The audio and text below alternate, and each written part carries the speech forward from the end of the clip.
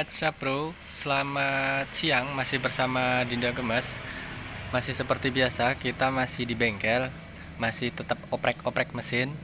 Hari ini kita mereview Honda CB 150R lama. Ini mempunyai 3 penyakit, kata orangnya sih gitu kan. Mas, kenapa ya motorku ini 3 penyakit ini kemana-mana nggak pernah cocok gitu kan. Loh, apanya mas gitu kan. Ini mas, kita ceritain dulu ya. Ini sudah membaiki, ada ini ada itu, disuruh ke bengkel ganti ini ganti itu, tapi nggak pernah hilang mas gitu kan. Ini penyakit 3 ini sebenarnya simple gitu kan. Tapi kok nggak pernah cocok ya mas gitu kan. Terus akhirnya kita telusuri. Nah, pertama kita akan bahas satu-satu. Oke, ini bagian cakram ya. Cakram ini handle, dia sudah pakai variasi. Penyakitnya ini kata orangnya aneh. Ini sudah ganti handle variasi, ini sudah diganti seal cakramnya, ini sudah diganti piringan variasi yang kata orangnya ini freshnya bagus gitu kan. Cuman kalau dipakai ini selalu ngejut mas gitu kan, selalu ndredet kata orangnya sih gitu. Nah sebenarnya kita analisa dulu, wong namanya kita bengkel, kita juga harus menganalisa, kita mendapatkan info dari orangnya seperti ini, seperti itu. Dari ceritanya, kalau masalah dari bengkel sana sini itu riwayat orangnya. Kita harus menganalisa dulu apa yang dia rasakan, bagaimana sistem kerja cakram ini, kok dia sampai bilang dari 3 bengkel dari sana dari sini itu nggak bisa hilang mas gitu kan. Oke, sampai di sini kita sudah memahami. Oke, sebelum lanjut jangan lupa subscribe dan tekan lonceng agar selalu bisa mengikuti kegiatan Dinda Gemes. Oke, lanjut. Kita membahas bagian cakram. Setelah mendengar kata orangnya, kita sudah bisa memahami maksud dan tujuan kenapa salah satu penyakit ini nggak bisa hilang.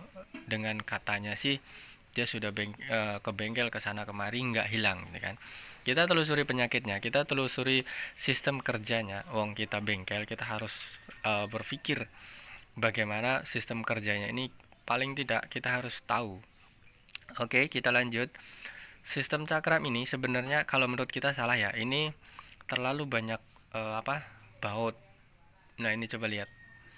Kalau ini melihat pertama dari piringan ini variasi memang bagus. Sekilas kalau variasi ini memang yang diutamakan kelihatan bagusnya ya. Casing dari kelihatnya itu bagus. Oke. Kalau variasi memang yang diutamakan itu bagusnya. Kalau masalah kenyamanan, masalah pakemnya itu biasanya nomor sekian. Oke, bisa dimengerti ya sampai sini ya. Piringan cakram, kita bahas piringan cakram yang bagus untuk performa motor. Ini jangan ada yang berlubang. Lubangnya seperti ini, kebanyakan lubang. Ini sebenarnya akan merasa mengefek dari cengkraman cakram. Ini tidak akan bisa akurat. Nah, nih coba kita lihat. Ini di pinggirnya ada lubang. Nah, di pinggirnya ada lubang. Jadi dia menggigitnya kurang pakem. Rata-rata kalau cakram itu pasti standar pabrik itu pinggirnya nggak ada yang berlubang. Dia pabrik ini sudah merekomendasikan khusus, sudah menyeting khusus, dia berlubang itu di tengah kecil-kecil. Nah, dia bertujuan untuk membuang kotoran dari kampas itu nggak lengket di dalam kampas tapi terbuang. Nah, tapi ini variasi ini banyak lubangnya itu di pinggir. Nah, kalau di pinggir pasti akan kenyamanan, daya cengkramnya akan lain. Oke, bisa dimengerti sampai sini. Kalau siapa yang mempunyai motor yang bermodel bervariasi cakram seperti ini, boleh bervariasi, boleh pakai piringan yang variasi, tapi jangan yang pinggirnya berlubang. Kalau pinggirnya berlubang, dia pasti daya cengkramnya ini kuat, tapi dia tidak nyaman. Contohnya seperti ini. Kalau ditekan tuasnya, dia pasti akan ngerjut gitu. Maka sesuai dengan kata orangnya, Mas kenapa ya cakramnya ini kalau ditekan tuasnya ini akan terasa jerejut, padahal sealnya baru, piringan sudah kita ganti dengan yang bagus, jadi otomatis dia nggak lengket. Seharusnya dia sudah bekerja normal dong. Itu kalau secara logika teknik mesin, secara logika di bagian bengkel, di ilmu dalam dunia perbengkelan itu pasti sudah normal. Tapi buktinya di lapangan itu beda. Nah seperti ini, cakram sudah bagus, piringan sudah oke, lihatnya bagus ya, oke gitu kan. Dia berputar rodanya, piringannya juga nggak lengket, tapi kalau dipakai ini kenapa selalu jerujut gitu kan. Nah jadi sedikit penjelasan tentang cakram ini. Jangan make, sekali lagi ya, jangan make piringan yang pinggirnya berlubang. Oke.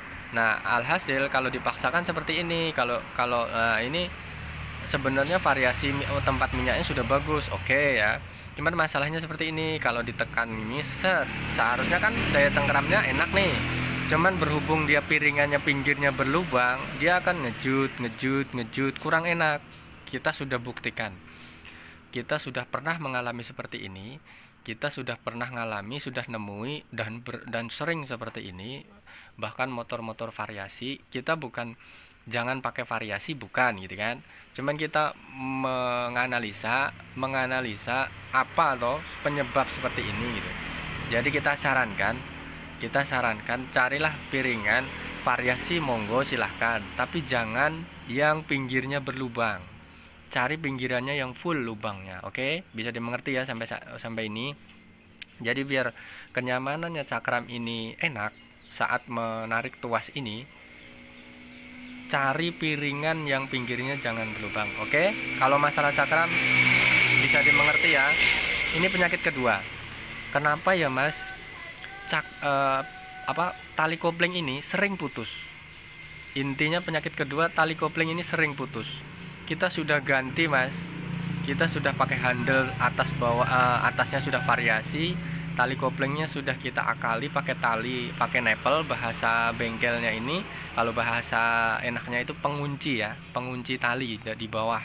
Dia pakai mur biar lebih kuat. Dia pakai tali kop. Ini saya lihat tali koplingnya ini pakai Vespa ya. Dia penjepit pakai tali kopling, bahasanya nepel. Nah ini mur. Ini yang menyebabkan tali kopling ini cepat putus. Alhasil umurnya pendek. Nah dia penguncinya ada mur seperti ini, yang bikin tali kopling ini cepat putus seperti itu.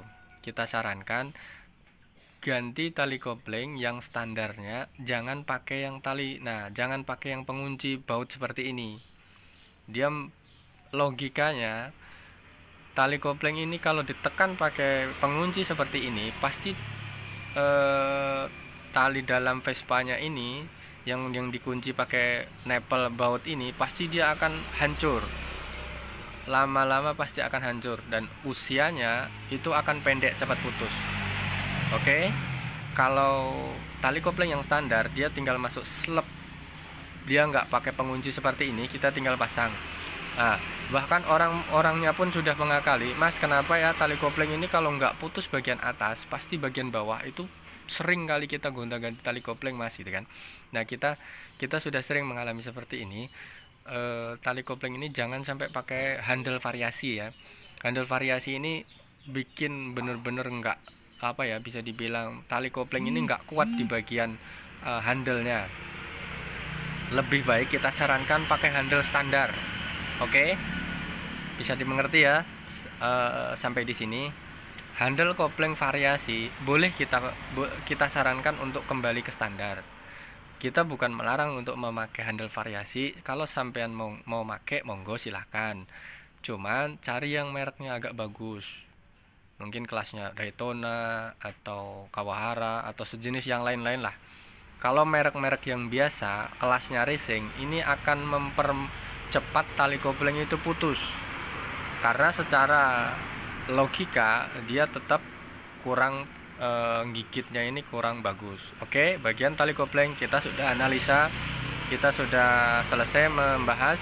Penyakit nomor 3, Penyakit nomor 3 ini bagian cakram belakang. Tadi cakram depan, tali kopling, sekarang cakram belakang. Ini kita bahas cakram belakang ini variasi, mereknya Yoshimura. Ini sebenarnya merek-merek kelas, ini merek-merek ternama. Kita bagus banget kalau merek ini gitu kan, racing. Cuman yang kita nggak cocok, yang kita sarankan, kita pemasangannya salah menurut kita ya. Ini kalau memasang variasi cakram belakang, menurut seperti ini salah. Seharusnya ya yang kita tunjuk ini kalipernya ini, tempat sealnya ini posisinya harus berdiri, harus lurus. Kalau dibikin miring seperti ini, pertama daya cengkramnya kurang kuat, keduanya sealnya posisinya akan miring. Jadi kata orangnya, Mas, kenapa ya salah satunya penyakit ini cakram belakang ini cepat sekali blong, dalam arti cepat sekali ganti seal, bolak-balik paling sekitar 2 bulan jebol lagi, sebulan setengah jebol lagi. Nah, kita telusuri, ternyata analisa kita seperti itu, memang benar. Salah orangnya ini mengatur posisi cakramnya ini salah. Seharusnya kalipernya ini lurus, tempat sealnya yang warna hitam ini ya, ini seharusnya lurus, jangan miring. Ini salah posisi. Jadi kalau diterus-teruskan seperti ini bener kalau logikanya dia bolak-balik katanya sebulan sekali atau 2 bulan sekali ganti seal atau bolak-balik blong, jadi bikin greget, bolak-balik ngurusi cakram terus. Nah, kita jelaskan sama orangnya, sekaligus siapa yang sekiranya di antara konsumen yang sekiranya melihat video ini, mudah-mudahan bermanfaat, mudah-mudahan kita berbagi share, berbagi ilmu ini, mudah-mudahan bermanfaat. Monggo simak video ini. Masalah cakram ini, sealnya ini sebenarnya bukan masalah asli atau biasa ya. Ini sebenarnya pemasangannya, posisi ngerakitnya ini yang menurut kita salah. Karena standarnya pabrik, kita melihat standarnya pabrik, sistem kerjanya itu harus lurus. Kalau dibikin miring pasti hasilnya seperti itu. Oke. Kalau misalnya seperti ini akan dipakai terus, bertahan, intinya nggak dirubah, pasti juga akan penyakitan terus. Seperti ini nggak akan bisa hilang gitu kan, otomatis sealnya jebol, terus lama-lama blong cakramnya. Menganalisa kata-kata orangnya, menganalisa cakram ini bener-bener kita jelaskan sama orangnya kenapa sampai seperti itu terjadi. Kita jelaskan panjang lebar, seharusnya ngerakitnya nggak seperti ini gitu kan. Jadi orangnya sudah paham. Kondisi cakram ini intinya harus lurus, jangan miring seperti ini ya. Oke, sampai di sini sudah bisa dipahami masalah cakram. Nah, ini kebanyakan plat, ngaturnya jangan seperti ini. Kita pakai platnya semestinya aja gitu. Intinya sedemikian rupa kita pasang, sedemikian pula posisi cakram ini dibuat sedemikian rupa, jangan sampai posisinya miring. Sekali lagi, jangan sampai posisinya miring. Kalau dipaksakan akan lama-lama akan terus jebol. Nah, kita sarankan seperti itu. Oke. Masalah cakram sudah bisa dipahami ya. Jadi 3 penyakit tadi, cakram depan, piringannya jangan ada yang berlubang pinggirnya. Habis itu tali kopling jangan pakai nepel, kalau bisa sarankan kita pakai standar. Walaupun nggak asli tapi pakai standar, jangan pakai yang nepel.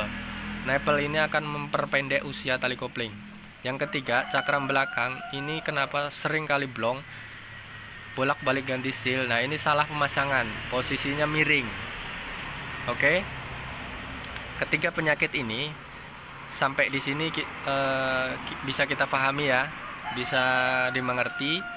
Gejalanya seperti ini, terus penanggulangannya kurang lebih seperti itu. Jadi nggak harus ke mana-mana sampai berapa bengkel, nggak cocok, istilahnya seperti itu. Jadi mudah-mudahan orangnya cocok, bisa mengerti. Oke, masalah 3 ini sudah kita bahas, mudah-mudahan bermanfaat. Terima kasih atas waktunya sudah mengikuti kegiatan Dinda Kempes di bengkel. Sekali lagi, thank you.